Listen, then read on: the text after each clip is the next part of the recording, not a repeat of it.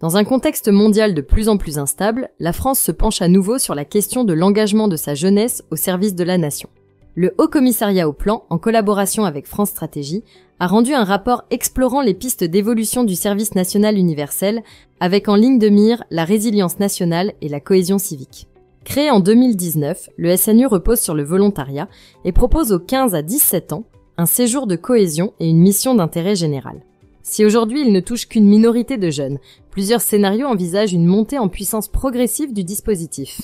Le premier scénario, dit SNU renforcé, viserait 200 000 participants par an tout en conservant son caractère volontaire. Plus ambitieux, deux autres modèles introduisent une phase de cohésion obligatoire suivie d'un engagement civique ou militaire plus long, pour un coût estimé à 5 milliards d'euros. Le scénario le plus structurant, quant à lui, préconise le rétablissement d'un service militaire obligatoire de 6 mois, mobilisant jusqu'à 600 000 jeunes chaque année.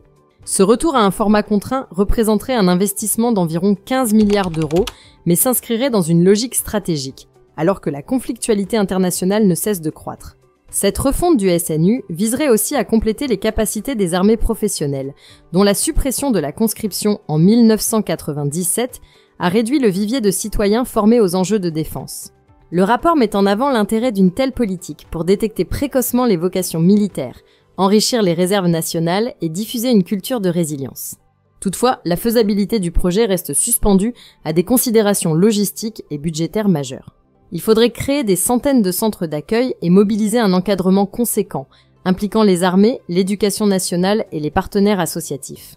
En toile de fond, le président de la République souhaite faire de cette réforme un pilier de la préparation nationale face aux crises à venir. Si la vidéo d'aujourd'hui vous a plu, n'oubliez pas de vous abonner pour ne pas manquer nos prochaines vidéos.